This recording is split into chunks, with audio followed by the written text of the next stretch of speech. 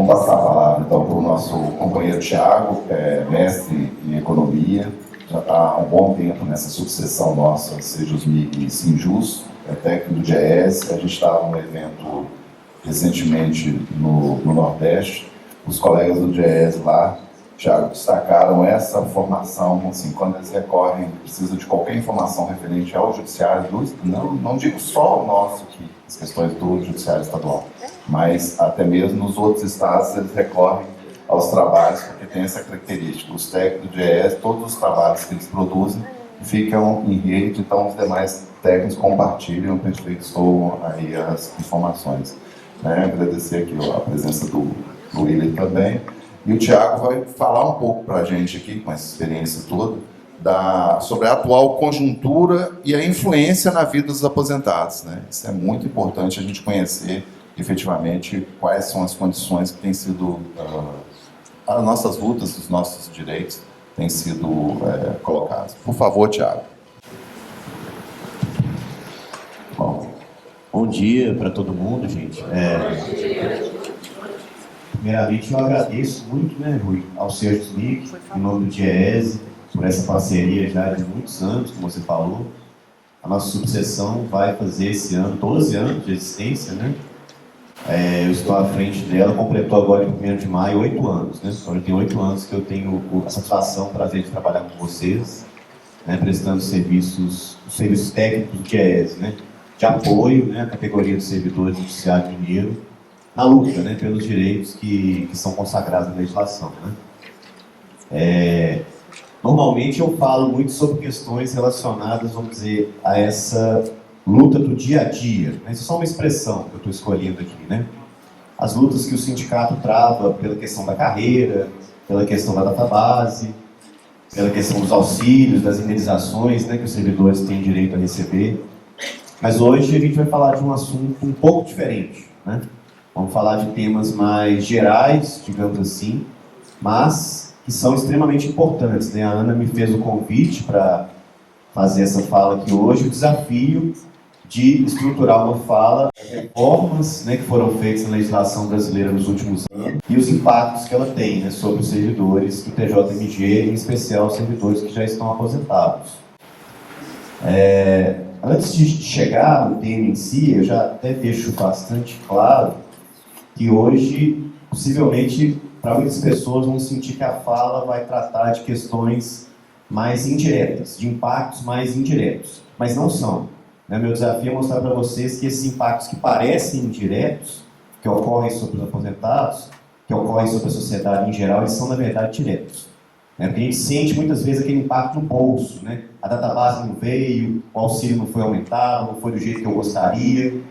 Mas os impactos que foram causados pelas alterações na legislação, eles são muito profundos e difíceis até mesmo de serem percebidos muitas vezes, Vou fazer uma pequena viagem no tempo para chegar até a conjuntura atual, que é o tema da palestra, porque, assim, como economista, como estudioso de economia já há 20 anos, que eu estou estudando economia, desde que eu entrei na graduação, eu vejo que um dos principais debates que existem na nossa disciplina é o papel do Estado. Qual é o papel do Estado na sociedade e na economia? O Estado deve intervir na economia para estimular a economia? O Estado não deve intervir? Deve deixar o mercado livre para fazer o que quiser? Esse debate é central nessa questão das reformas que foram estruturadas no Brasil nos últimos anos. E é um debate já secular na economia.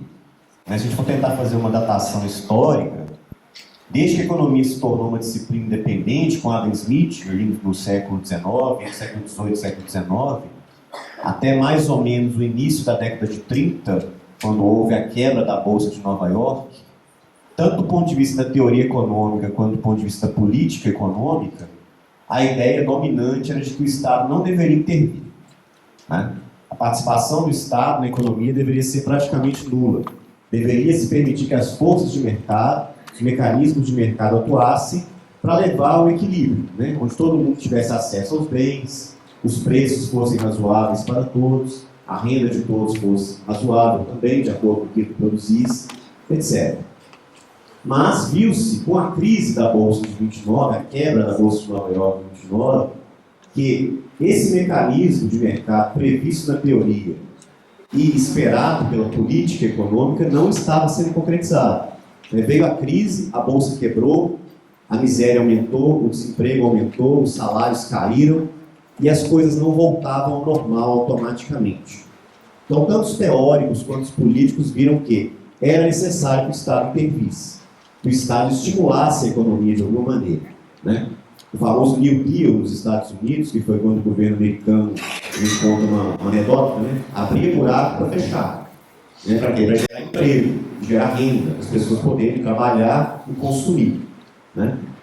Então, essa prática de política econômica também foi, no pensamento econômico, nas ideias econômicas, adotada, entre aspas, a partir daquele momento, em meados da década de 30, o economista inglês, o John Maynard Keynes, ele escreveu um livro chamado Teoria Geral do Juro, do Emprego e da Renda, onde ele justificava, teoricamente, por que o Estado deveria intervir na economia, estimular a economia. Tá? A partir daquele momento, aproximadamente até o final da década de 60, início da década de 70, os Estados nacionais interviam muito na economia, estimulavam a economia e investiam bastante. E não coincidentemente, no meu entendimento, aquele período foi um período de grande prosperidade econômica. Tá? Mas, né, como nada em economia é 100% exato, a partir do início da década de 70, meados da década de 70 aproximadamente, as economias passaram a experimentar o que a gente chama de estagflação, né, que é um crescimento econômico baixo ou negativo e inflação alta. Né, os modelos econômicos da época não conseguiam explicar isso.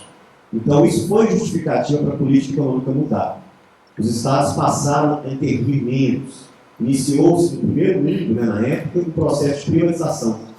Você deve ter estudado isso, Thatcher, na Inglaterra, na década de 80, privatizou a economia inglesa inteira, praticamente. É a mesma coisa nos Estados Unidos, a financiarização que a gente vê e vive hoje no mundo, no Brasil, teve isso naquela época. O predomínio de uma economia mais financeira e menos voltada para questões produtivas. Né? No Brasil, estamos chegando. No Brasil, mais ou menos ali, com o governo Collor, no final dos anos 80 e início dos anos 90, iniciou-se um processo também de privatização muito forte. Né? O Estado brasileiro, na época da ditadura militar, é um Estado muito interventor, né? Um Estado que construiu muitas empresas, fez muitas obras com dinheiro público, e isso mudou, essa lógica mudou radicalmente a partir dos anos 90, né? Com o governo Collor, depois com o governo Fernando Henrique. Passa a ser um Estado que intervém menos, que privatiza, que não faz tanto investimento público. Nos governos do PT, principalmente nos governos do presidente Lula, a lógica muda um pouquinho de novo. O Estado volta a ser novamente um Estado mais interventor, um Estado que investe mais, que usa os bancos públicos, as empresas públicas para estimular a economia. Então tem essa dança, né, ao longo da história econômica, de ciclos, onde se alterna maior intervenção e menor intervenção do Estado. Aí a gente chega nesse resumo bem simples, bem simplório, a 2016, né? O ano do golpe, né? Contra a presidenta Dilma, e naquele momento a instalação daquela que vem a ser a primeira, não sei se vai aparecer aí a apresentação, eu acho que seria importante, porque tem alguns dados lá. Porque naquele momento vem a primeira dessas reformas, esse ciclo de reformas que vão na direção de um Estado menos... Eu acho que está na pasta de vocês, os slides. Aí, enquanto o pessoal providencia, dá para ir acompanhando ali, pegando a palestra do Thiago. Então, esse ciclo, né, inicia-se esse ciclo de um Estado menos interventor, um Estado que atua menos na economia, que estimula menos na economia e retira direitos. Né? É um Estado que, a partir de 2016, volta a ser um Estado que retira direitos. Um Estado que, com base na ideia de que é preciso ter responsabilidade fiscal, né, passa a cortar despesas. Corta, corta e corta. E a primeira grande reforma, né, que é feita, que um dos nossos colegas do Diese, o Fred, apelidou de mãe de todas as reformas, nós vamos entender depois o porquê dessa alcunha, é o teto do gasto, né? A emenda constitucional 95 de 2016. Quando a gente olha para o teto do gasto, é aquilo que eu falei no início, parece uma coisa meio abstrata, meio distante, né, que não tem impacto no nosso dia a dia. Mas por que tem impacto no nosso dia a dia? Né? Primeiro, o que era o teto do gasto que vai ser reformado agora com o novo arcabouço fiscal O teto do gasto era uma regra constitucional, é uma emenda que foi feita à Constituição Federal, que limitava o crescimento da despesa do governo. Então, se a despesa no ano passado foi 100 e a inflação foi de 10%, no ano seguinte só podia ser 110. Não podia crescer acima da inflação, ou seja, não podia ter crescimento real. Então, caso a sociedade demandasse mais serviços de saúde, de educação, de segurança, isso só seria possível dentro desse limite dado pela inflação. Essa é a lógica do teto de gastos. Para que isso? Para gerar superávit primário, para pagar juros da dívida pública. Tá? Então, quando você cria esse limite da despesa primária do governo, toda a despesa pública, com exceção da despesa com juros da dívida, o que acontece? Você ingessa o Estado. Você impossibilita que o Estado atue, por exemplo, foi toda a discussão que eu fiz antes, para estimular a economia. Tá? Num cenário em que a economia gera poucos empregos, paga salários baixos, a miséria aumenta, a pobreza, a violência, é necessário que o Estado intervenha. É necessário que o Estado invista em obras para gerar emprego, para gerar renda. É necessário que o Estado aumente os salários dos servidores públicos. Os servidores públicos são construidores. É necessário que o Estado realize concurso público. É uma das vedações clássicas que aparecem em quase todas essas propostas de reforma que nós tivemos no Brasil desde 2016. Tá? Não sei se já está aparecendo ali, não. Né? Eu tenho alguns dados aqui que são importantes, seria importante a gente poder ver aqui.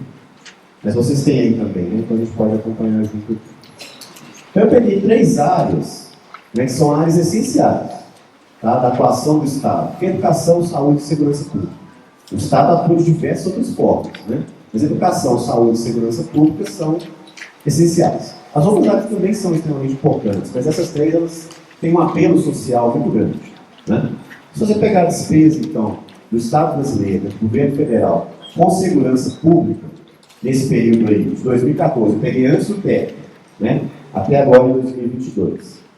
Então nós tínhamos lá, na primeira coluna nós temos aí a despesa que foi executada, de fato, tá? Ela passa de 7,3 bi em 14 para 12,3 em 2022.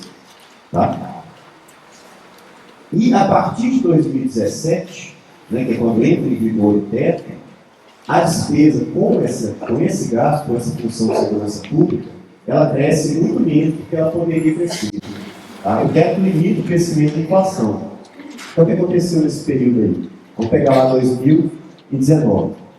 A despesa efetiva foi de 9.500, mas ela poderia ter sido de 10.400. Então, o governo federal poderia ter investido 1 bilhão a mais em segurança pública, caso não houvesse o teto do gasto em 2019. Tá? Esse é o impacto do teto do gasto. E o que eu, cidadão, aposentado ou não, tenho a ver com isso? Tudo. Menos investimento em segurança pública significa mais insegurança para todos nós. Ou não? Mais assaltos, mais mortes, etc, etc, etc. Isso é um impacto direto, não é indireto sobre a nossa vida. É um impacto direto. Isso é uma causa, é uma consequência, perdão, da reforma. Né? 2020, mesma coisa. 2020 já tem uma diferença menor. 2021 também. Mas no total, nesse período aí, entre 2017 e 2022, 2 bilhões e meio de reais a menos investidos em segurança pública no Brasil por causa do teto do gasto. Tá? Um impacto direto sobre toda a sociedade brasileira, inclusive sobre os aposentados. Né? Agora a gente pega aí a educação.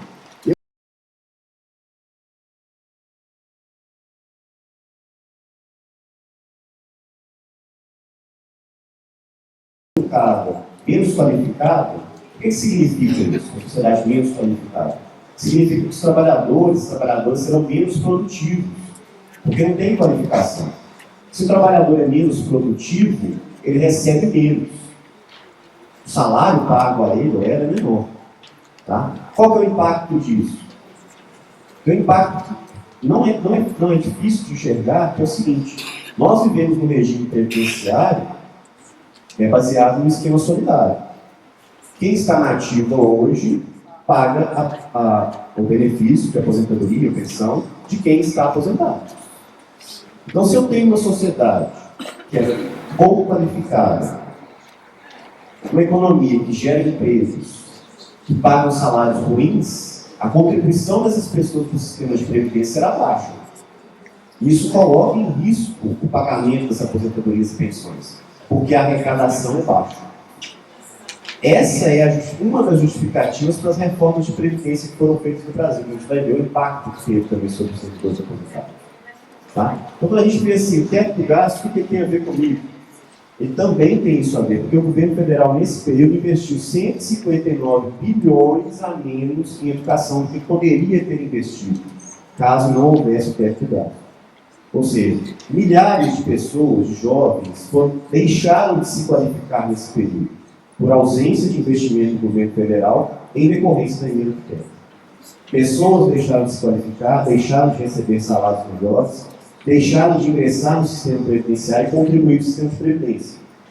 Você pode até pensar, mas o nosso sistema é separado, é o regime próprio de previdência, mas ele é financiado também com recurso do Tesouro. Tá? Não é só a contribuição dos servidores ativos que financia a aposentadoria e as pensões dos servidores que estão aposentados. Então, o Tesouro também financia. Então, o Tesouro depende da arrecadação que vem da movimentação da economia, do salário e tudo mais. Então, a economia que produz pouco, que produz bens de baixo valor agregado, que tem uma mão de obra mal qualificada, ela vai gerar menor arrecadação. Tá? Na saúde, né, nós vivemos em uma pandemia há pouco tempo. Né? A gente pode dar o exemplo numérico aqui, mas eu acho que o que a gente viveu na prática já diz tudo. Né? O descaso total que houve ao longo da gestão anterior, mas somado a isso, uma impossibilidade gerada pelo próprio teto de gasto. Vocês vão notar aí que nos anos de 2020 e 2021, até o gasto ele foi superior ao que poderia ter sido, mas porque o Congresso autorizou na situação de emergência. Mas ele deveria ter sido muito mais alto. Né? Mas se você pegar o acumulado do período, quase 5 bilhões a menos de investimento em saúde. Se não fosse a pandemia, esse valor seria parecido com a da educação. Tá? Qual que é a consequência disso? Né? Morte. Se você tem menos investimento em saúde, você tem uma nota, todo mundo perdeu alguém em decorrência do que aconteceu. E nós vamos, infelizmente, continuar perdendo, porque o setor da medicina é um setor da economia de custos crescentes. A medicina fica cada vez mais sofisticada. A remuneração do profissional de medicina tem que ser mais alta, os equipamentos são mais caros. Então, se nós não tivermos um sistema de saúde público forte, vigoroso, consiga atender a população, poucas pessoas terão acesso ao sistema de saúde. Vide como funcionam as coisas nos Estados Unidos da América. Né, que é um exemplo para muita gente, não temos que ser como os americanos, tá? Não tem sistema público de saúde. Né? Se a pessoa precisar de um tratamento de saúde caro, ela tem que vender até os próprios órgãos, desculpa o exagero, para poder pagar. Não é igual aqui. Aqui demora, tem problema e tal, mas funciona. Tá? Poderia funcionar melhor se tivesse mais investimento. Então, uma lei como essa, uma lei constitucional como essa, impede a melhoria do sistema de saúde pública. Tá? Isso fica claro quando você vê o dado, e ficou claro pelo que a gente viveu nos últimos anos. Mais um exemplo com números. Ingressantes no ensino superior público. Já que o investimento federal é público, o número de ingressantes ao longo do tempo foi caindo. Né? Você pegava lá, você teve um auge de ingressantes no sistema público de ensino federal de 490 mil em 2011, chegou ali a 550 mil em 2014. Depois do teto, 2017 para cá, foi só caindo. Você voltou aos patamares de 2011, agora em 2021. Isso impacta por quê? Pelo que eu falei antes, mão de obra menos qualificada tem impacto no sistema de previdência, tá? No médio e no longo prazo. A mesma coisa aconteceu com as matrículas, né? O número de matriculados no sistema público também está caindo, e está caindo com proporção da população. Tá? Olha um exemplo interessantíssimo. Até 24 anos de idade, o percentual de jovens no Brasil até 24 anos de idade matriculados é de 5,37%. E de 25 a 29, de 10,18%. Na Inglaterra, 50% dos jovens estavam matriculados. Que país é esse que a gente está construindo, né, para o futuro? Nós, nossos filhos, nossos netos e tudo mais. Né? Esse país é consequência da emenda do teto do gasto. Depois da emenda do teto do gasto, outro exemplo de reforma que a gente pode citar é a reforma trabalhista. Tá? Eu sei que aqui vocês são servidores públicos, mas todo mundo aqui certamente tem alguém na família que trabalha no setor privado, né, que é seletista, ou talvez até já tenha trabalhado no setor privado em algum momento da carreira. Né? A reforma trabalhista, com a justificativa de criar empregos, né? Essa foi a justificativa usada na época pelos defensores da reforma. Ela, na verdade, destruiu uma série de direitos trabalhistas, né? O pessoal que estava no setor privado. Né? Qual que é a consequência disso? Nós tivemos um aumento muito grande da informalidade no Brasil nos últimos anos. O mercado de trabalho brasileiro ele é caracterizado por um percentual muito grande de trabalhadores do setor informal. Gira ali em torno de 47%, 48%. Hoje já passou de 50%. Ou seja, mais da metade das pessoas que estão no setor do trabalho, não é só o setor privado, na somando estatutária com seletista, mais da metade está na informalidade. O impacto é o mesmo da questão da piora da qualidade da mão de obra. Se as pessoas não contribuem para o sistema de previdência, como que a gente financia as aposentadorias e os benefícios dos trabalhadores que já se aposentaram? Tá? Esse é o real problema da previdência brasileira. É que nós não temos base de contribuição. Esse é o verdadeiro problema que nenhuma reforma aborda. A reforma de previdência que é sempre proposta no Brasil é para quê? Para instituir idade mínima, em vez de aposentar aos 60, aposentar aos 65, diminuir o valor da aposentadoria, etc., aumentar o valor da alíquota. Né? Essas são as reformas que são feitas. Só que isso não resolve o problema. O sistema de previdência do Brasil precisa de receita. E como uma reforma como essa, a reforma trabalhista que foi feita, não tem como ter receita. Na época, os caras falaram assim, nós vamos gerar 2 milhões de postos de trabalho em 2 anos. Aí geraram 640 mil.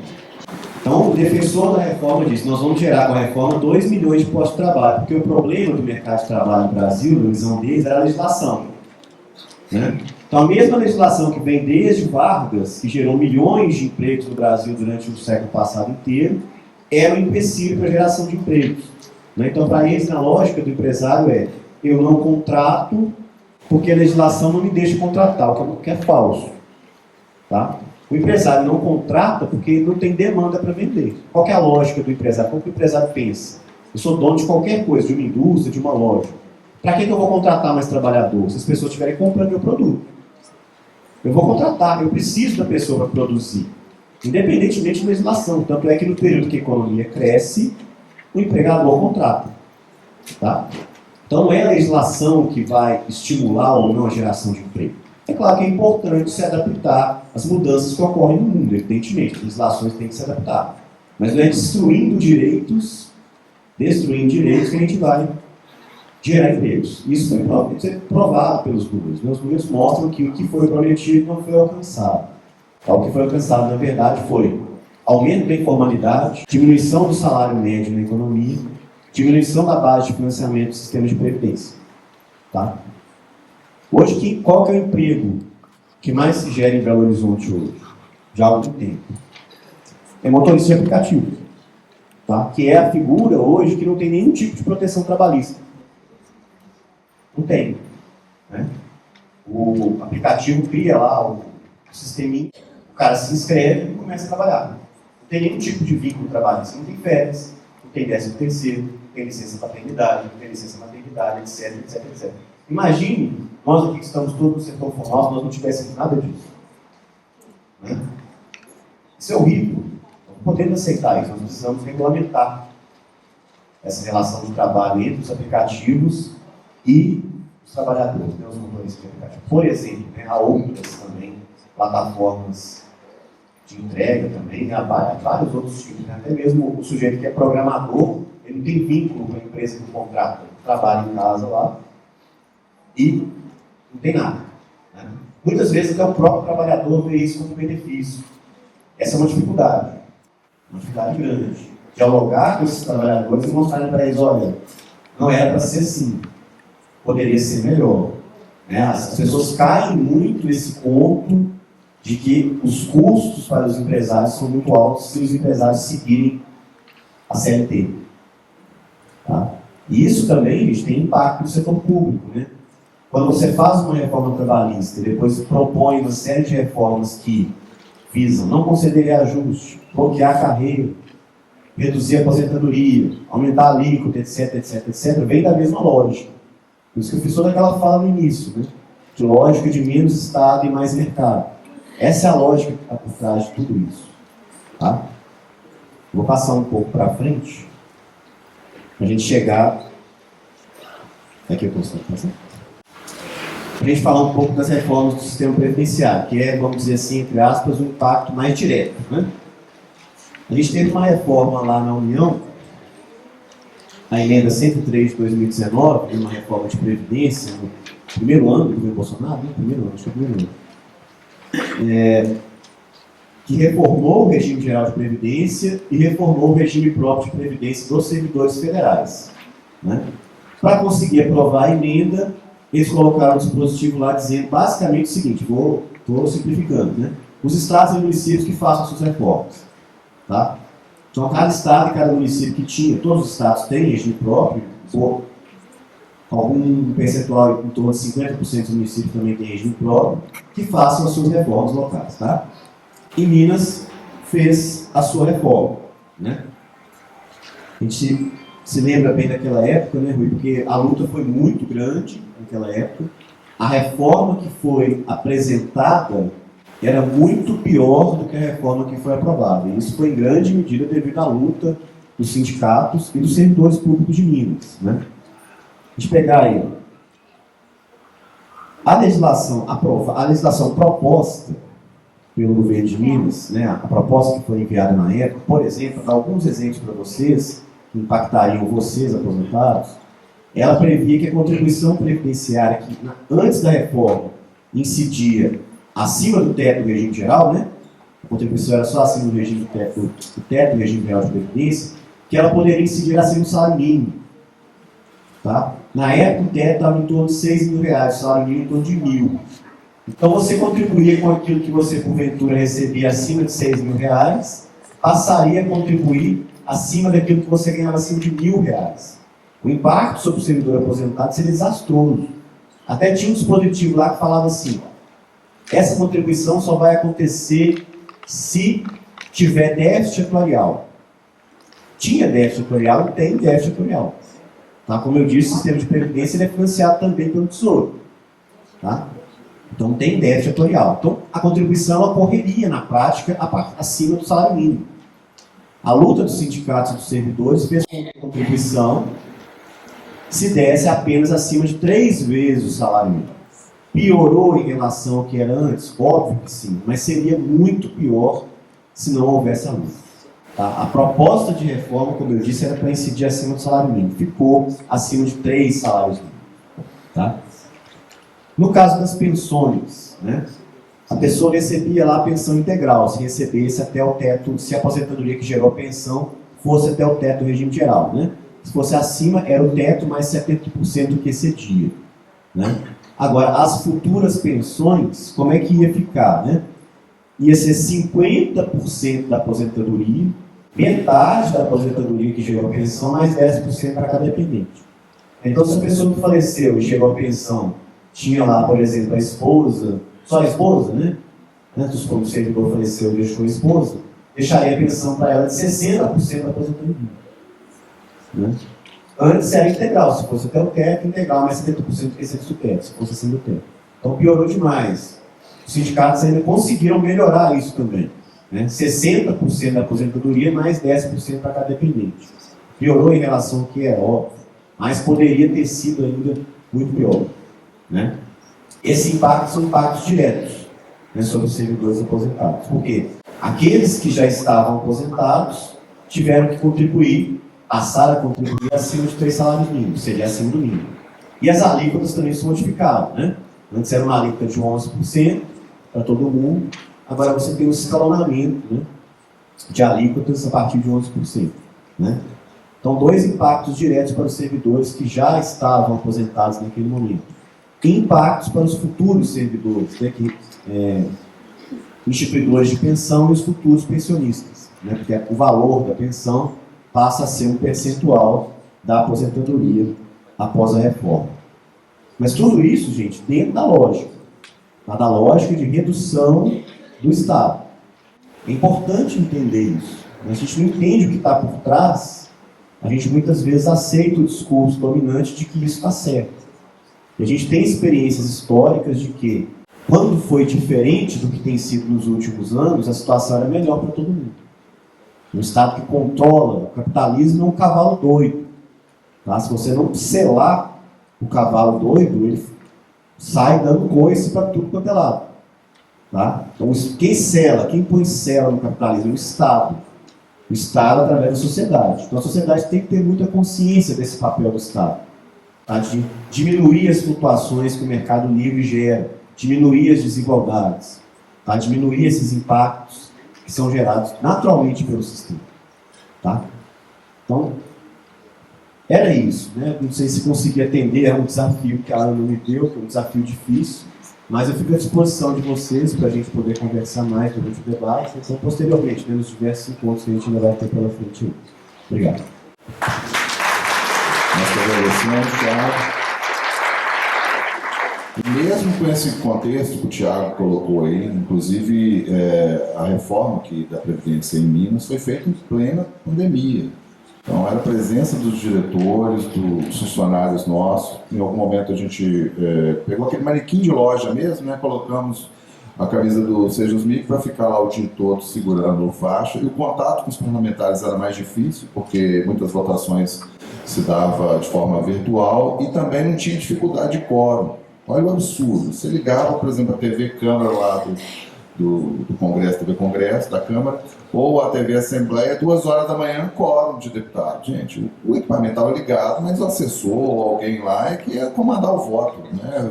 Ninguém humanamente consegue fazer um debate durante todo o dia e permanecer até a madrugada, né?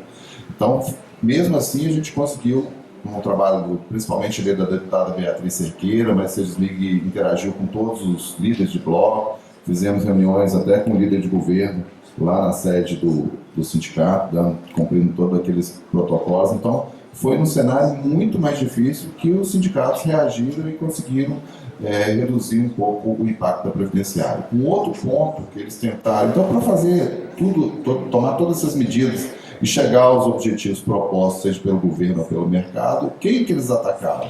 Sindicato. Então foi por isso que acabaram com o imposto sindical. Várias entidades que a gente conhece teve que demitir funcionários. Colegas que tiveram conosco em Brasília, naquelas lutas, por exemplo, via que tinha uma logística boa da CSPB, que é uma confederação. A estrutura sindical você tem os sindicatos, federações e, em último estágio, a confederação. Então, a confederação dos servidores públicos e congregar as federações teve um impacto violento financeiro, porque eles eram financiados pela própria contribuição das federações, que, por sua vez, com o fim do imposto sindical, aquele percentual que é para o governo, para a federação e confederação, deixou de ser produzido. No caso do Sejam os MIG especificamente, foi uma perda de quase 1,5 milhão, né? E lembrando que a nossa contribuição, a contribuição de cada um de nós enquanto associado aqui, é só 0,5% do vencimento. Se vocês pesquisarem qualquer associação, entidade, o Thiago está sempre no meio sindical, é 1% e às vezes do total de remuneração. A nossa não, é só do PJ lá. Então, em que pese toda essa perda de arrecadação, o Sejam os MIG conseguiu no primeiro ano, salvo engano, no segundo manteve aí algum no vermelho a operação, mas conseguiu se estruturar e mais. Eduardo está à frente da direção agora há 1 ano, fez em março, mas durante 10 meses, os diretores, sobretudo o Willer, Ronaldo, eu, o Eduardo, o Felipe, a gente percorreu durante 10 meses as 298 comarcas. Por quê? Além dessa retirada de recursos, estava todo aquele discurso querendo criminalizar os movimentos sociais, os sindicatos e tudo. E uma influência maciça de mídia, a gente precisava dialogar um pouco mais com os nossos colegas. Então, nós percorremos as 298 comarcas, dividindo nas regiões aí. Nós temos aqui o William, que rodou todo o Triângulo e o sul de Minas. Eu peguei Zona da Mata e toda a região de micro-regiões. O Ronaldo pegou Jequitinhonha e o Norte. E a gente ia a cada posto de trabalho, né? Um debate difícil de fazer, muita paixão. A política, como o futebol, muitas vezes é muito paixão e pouco. A gente conseguiu conversar bastante com o pessoal e nesse movimento o sindicato conseguiu mais de quase 1.000 filiações, porque sempre tem alguém que por algum motivo tem que sair, ou infelizmente tivemos muito óbitos também, e a gente conseguiu mais de 1.000 filiados. Então o sindicato, em que pese todo esse impacto de perda de arrecadação, conseguiu se estruturar com as medidas necessárias. E, além disso, nós estamos fazendo, agora ao longo desse ano, e faremos no próximo ano, os encontros regionais. Retomamos os encontros regionais e estamos podendo também fazer Tivemos uma atividade de aposentado lá em Juiz de Fora e estamos fazendo encontro de promoção à saúde também, extremamente necessário. A Ana também está encampando esse projeto, a gente realizou vários, e fazendo esse encontro aqui, o primeiro encontro, né, de aposentados, num espaço compatível aí com o que vocês já ofereceram para o sindicato ao longo de todo esse período e continua oferecendo muito mais, conforme eu disse, que é inspiração aí para as nossas lutas, para o nosso posicionamento enquanto diretoria e tudo mais. Então, percorremos aí as 298 comarcas, vamos realizar 3 encontros regionais. Esse ano já realizamos lá em Juiz de Fora, o próximo vai ser pegando a regional do Triângulo, as duas ali, Uberaba, Uberlândia e Anaxá, faremos o de Poços de Caldas. Para o ano que vem está programado um em Montes Claros, outro em Valadares e outro finalizando aqui BH e região metropolitana. E vários investimentos, a questão da energia fotovoltaica, o próprio Willer foi um dos idealizadores e tudo, uma forma democrática de atuar. Cada diretor que, a partir do contato com vocês e os associados, levam as demandas para o diretor, ele propõe em reunião o peso do voto, que eu estou bastante tempo no sindicato, é o mesmo do Felipe, que acabou de chegar, ou seja, a gente forma a maioria de forma bem democrática e aí fica mais fácil, o debate é feito ali. Quando a gente vai dialogar também com o TJ, a gente já tem todos os possíveis argumentos, então isso coloca bastante. Mas só para a gente não nos atrasar, que tem algumas inscrições, só dar para vocês o panorama, em que pese todo esse cenário aqui de PEC, teto dos gastos, reforma previdenciária, toda hora esse fantasma do regime de recuperação fiscal que pode impor aí, tem governador já propondo, era 9 anos, agora já estão propondo um alongamento de 15 anos. Então, se o Estado de Minas aderir a esse regime de recuperação fiscal, uma negociação de dívida extremamente discutível, vai impactar sim na questão de carreira, mas na questão também de database e outros benefícios que impactam para quem tem qualidade e integralidade também a vida dos aposentados. Mas em que pese todo esse cenário, do ponto de vista da database, nós conseguimos ao final do ano aí aprovar no mesmo ano, né, e olha que foi um período inflacionário que superou os 2 dígitos. Até então a gente vinha tendo recomposições em inflação abaixo de 2 dígitos, mas foi 12,13 e a gente já recebeu nesse último contra-cheque o valor da database, e agora no próximo a gente já recebe 25%, né, do passivo, e já programada uma segunda parcela no mês seguinte também de 25%. Do ponto de vista que foi importante aqui para os aposentados, que nesse mesmo projeto de lei nós conseguimos tirar aquela trava do auxílio, porque quando a gente aprovou o auxílio saúde e o transporte, o TJ poderia fazer como ele faz com a alimentação, por ato interno ele fazia majoração. Mas o que ocorreu? O sargento Rodrigues colocou uma emenda colocando essa trava, ou seja, o TJ internamente só podia recompor do índice inflacionário. Se tivesse que dar algum ganho real, tinha que ir um projeto para a Assembleia. Todo ano, se você tiver mandar um projeto para estabelecer ganho real, esse benefício seria discutido, teria muito peso da opinião pública, da própria imprensa, não seria estrategicamente viável. Então a gente conseguiu, nesse mesmo projeto, que foi aprovado ao final do ano, retirar essa trava. Foi possível agora recompor no valor superior à inflação, mas muito aquém, e esse benefício é importante, que ele se estendem a todos os servidores, aos aposentados inclusive, e aí a tendência agora é que a gente consiga, teve uma dificuldade orçamentária, na discussão do orçamento que se inicia agora em junho e julho, colocar um valor maior para que a gente possa trabalhar no ano que vem e aos poucos estabelecer um valor compatível com a necessidade mesmo. Como o Thiago mesmo mencionou, os custos de saúde pública são muito altos. Já estamos negociando com o TJ a database 2023. Mensalmente a gente tem reuniões, né? O Eduardo, o nosso presidente, tem ido, mas a cada reunião um dos outros diretores o acompanha, a depender do tema que está sendo tratado.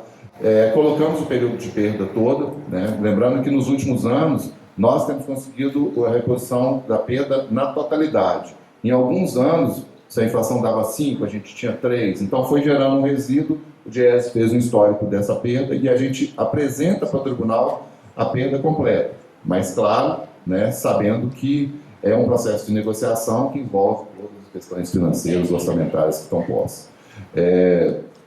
Do ponto do transporte, quando a gente aposenta, né, a gente perde, a alimentação também vai lanche, mas esse benefício de saúde é extremamente importante. Então, os valores agora, teve um reajuste de 16,76, a inflação dava bem menos, né, Thiago, do período, e o valor agora para essa faixa etária nossa que está em torno de R$ 450.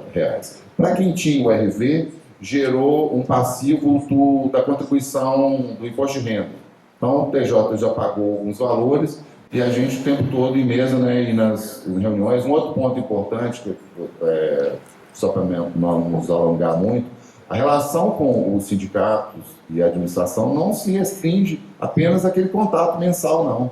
Mesmo durante a pandemia, quantas vezes nós, diretores, fazíamos ali contato direto ali nos gabinetes, buscando informação, derrubando algum convencimento e só para depois produzir um ofício, né? Porque senão você formaliza, vai para o SEI, passa uma manifestação contrária, arquivou e tudo. Então a gente procura também construir previamente as condições para que essas medidas necessárias aí sejam atualizadas.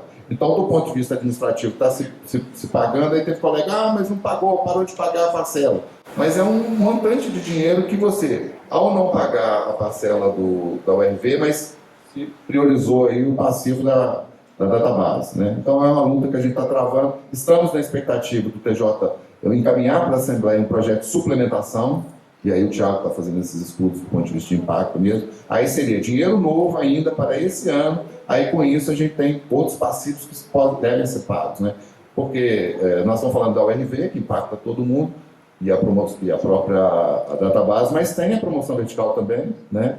Tem alguns próprios quinquênios que a gente conseguiu finalmente fazer aquele descongelamento. Quantos de vocês tiveram que adiar um pouquinho aí os planos de aposentadoria, porque estava congelado, a gente conseguiu vencer esse congelamento. E o último ponto aqui para a gente finalizar, como eu disse, a importância do Eduardo estar lá na federação, num cargo que tem a ver com aquela luta, a assessoria, a diretoria de coordenação parlamentar, então está sempre ali em Brasília. É aquela PEC 555, lá de 2006 ainda, que tenta dar a isenção dessa contribuição previdenciária, e para muitos já está na faixa de 16%, 16,5% teto na nossa aqui. E isso é uma luta difícil, porque envolve perda de arrecadação, no momento que a todo momento eles falam que a previdência é deficitária, mas uma luta que precisa ser feita, é uma questão de justiça. Se contribui a vida inteira, né?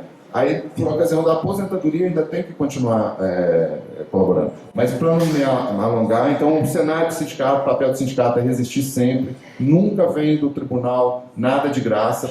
Tudo que a gente coloca efetivamente nos nossos contra-cheques, ou do ponto de vista de melhoria das condições de trabalho, se deve sim a muita luta, muitas vezes invisível. A comunicação tem um trabalho muito difícil de expor e colocar tudo, mas tem questões que são bastidores, são questões que são estratégicas, tem questões que envolvem, se você põe a publicidade muito ampla, envolve algum conflito com o executivo, né? O Felipe nos representou agora numa audiência recente lá na Assembleia e viu a dificuldade do movimento todo do restante do funcionalismo para receber, inclusive, esses benefícios. Mas eu vou passar aqui, só um bloco de inscrições, porque sempre há um certo atraso na programação, mas seria, então, pode se dirigir, por favor, à frente para usar o microfone, a Imara, da sequência o Expedito e finalizando o Ronaldo.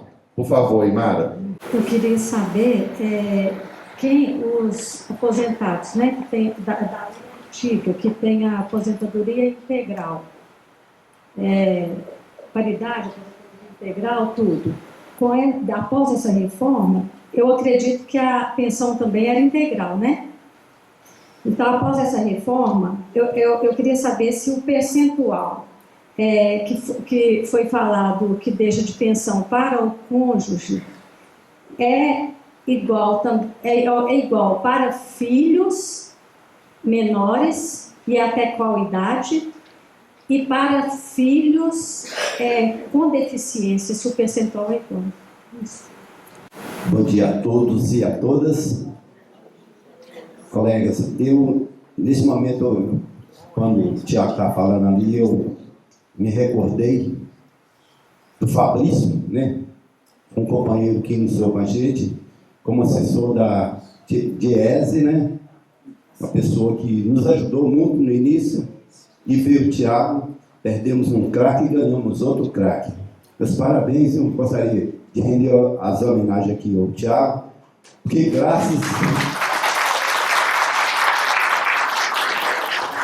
graças à intervenção dele junto com a diretora do sindicato, a gente tem uma noção mais ou menos do que nós passamos com relação de recebimentos e salários, né?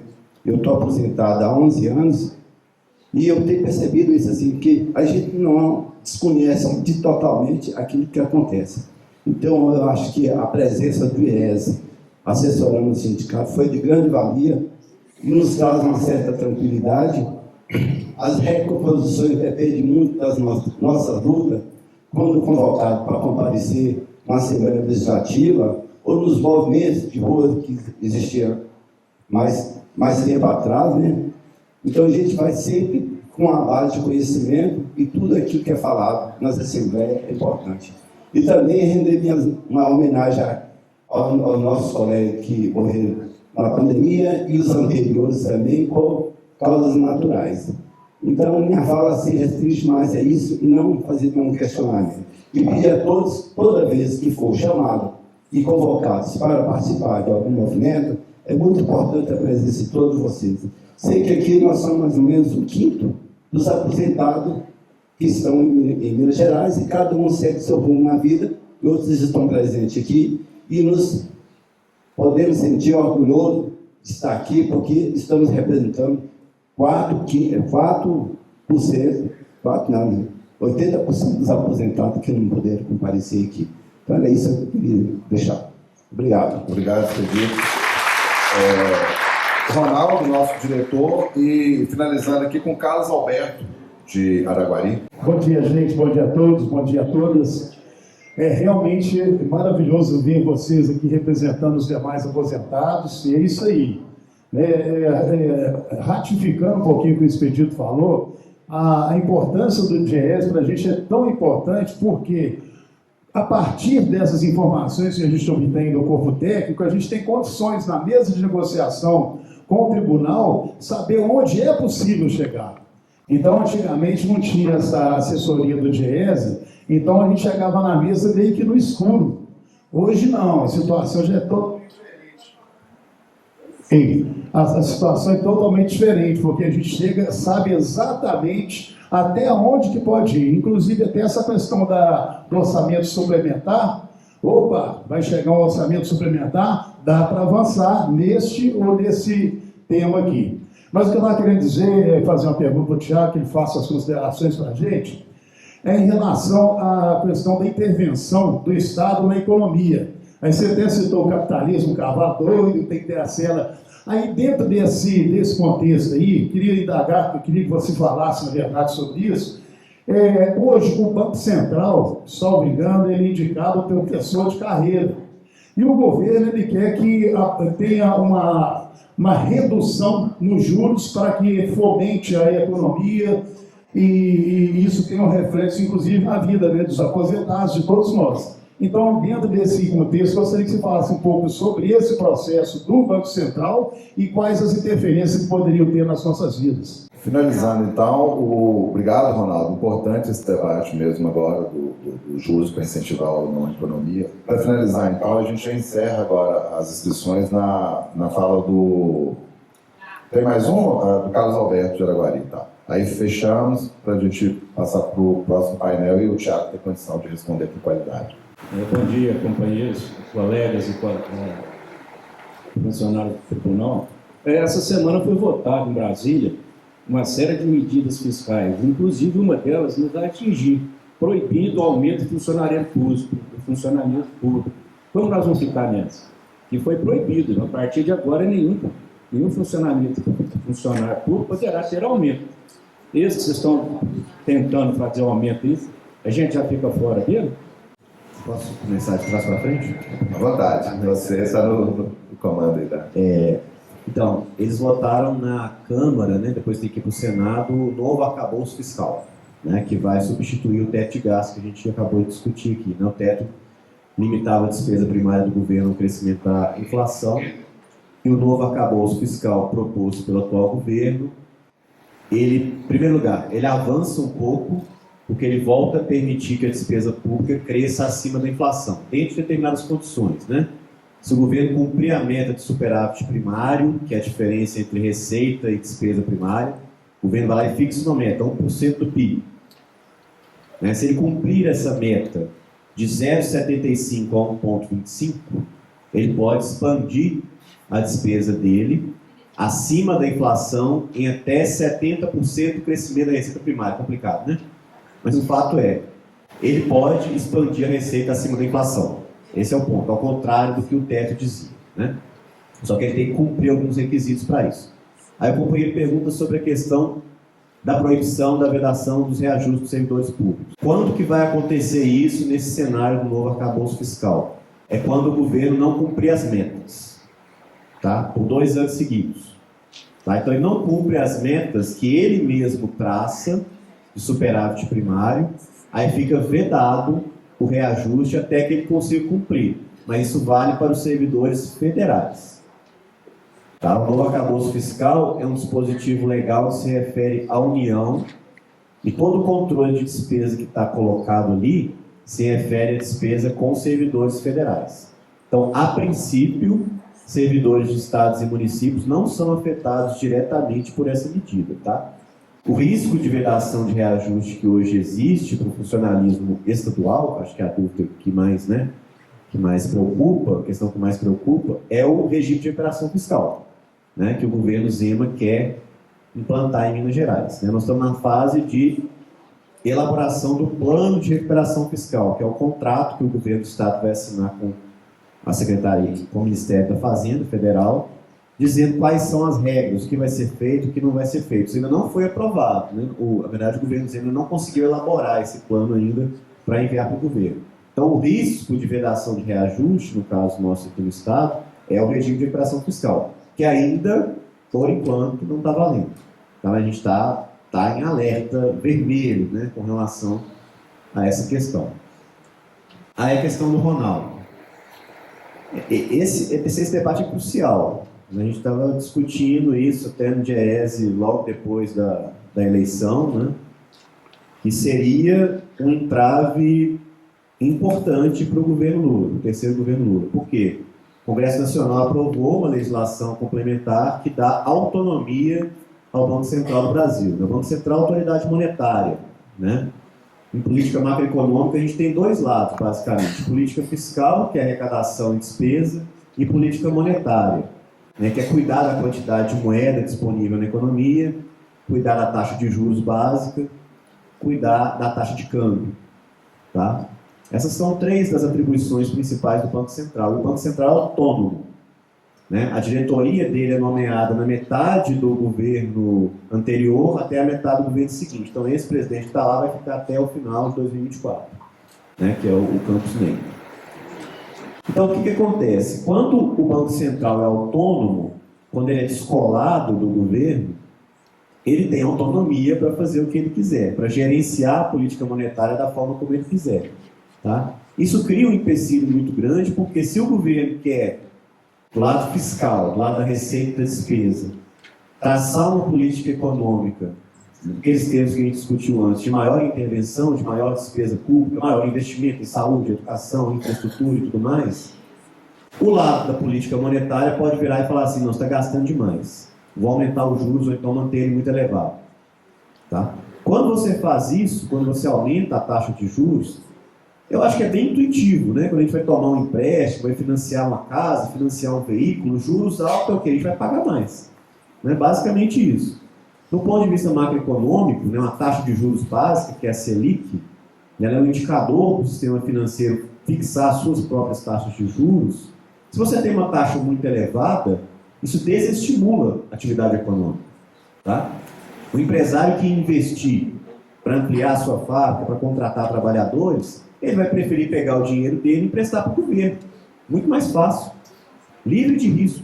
Empresta para o governo paga 13,75 ao ano. Estou tranquilo, porque eu pegar meu dinheiro e ampliar a minha fábrica, correr o risco daquela ampliação não vender e eu tomar prejuízo, se eu tenho o lucro certo no governo.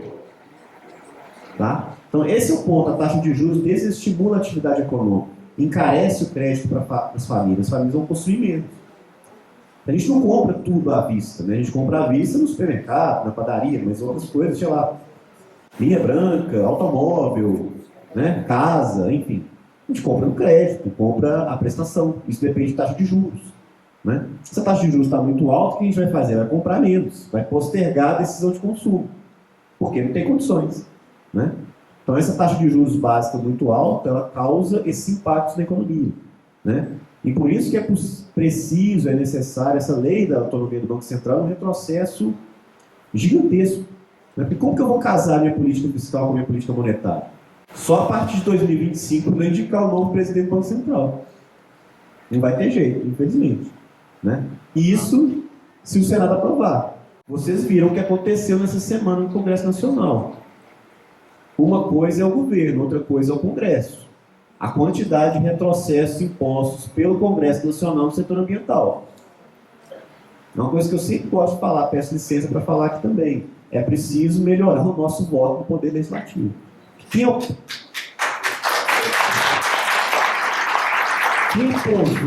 a autonomia do Banco Central foi o Legislativo.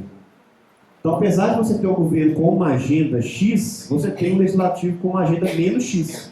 É exatamente o contrário. Como que você vai governar? Né? Existe uma suposta maioria do governo no Congresso, mas, na prática, retrocesso total no setor ambiental. Não aprovou as medidas do setor de saneamento. E por aí vai, vem mais coisa por aí. Será que esse governo vai realmente conseguir governar? É uma dúvida. Um ponto de interrogação muito grande que a gente tem. Né? Então é preciso rever isso, mas vai ser muito difícil rever a lei de autonomia do Banco Central com esse Congresso. Então é dever de casa para todos nós termos um Congresso Nacional diferente em 2026, né? Que é a próxima eleição. A gente vai renovar 2/3 do Senado e toda a casa da Câmara. Né? A gente precisa fazer isso. Senão não tem jeito. Pode eleger o melhor presidente da história da galáxia. Não vai adiantar. Com esse Congresso não tem jeito. Não tem jeito.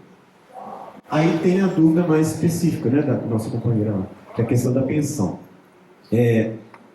Instituir a pensão, né, a partir da aposentadoria, a partir do falecimento do servidor que recebia a aposentadoria, né, vai se instituir uma pensão e o valor dessa pensão vai ser de 60% do valor da aposentadoria, mais 10% para cada dependente. Eu vou ficar te devendo na questão da idade, eu te confesso que eu esqueci. A gente vai pegar seu contato e responder direitinho para ela. Vai ter também um plantão jurídico amanhã, o Ronaldo, o Felipe, toda a equipe do jurídico também, aí eu sugiro que faça o contato ali, que facilita mais rápido. É porque tem a possibilidade até de 29 anos de idade, um dos dependentes. Eu não estou me lembrando exatamente o escalonamento da tabela, tá?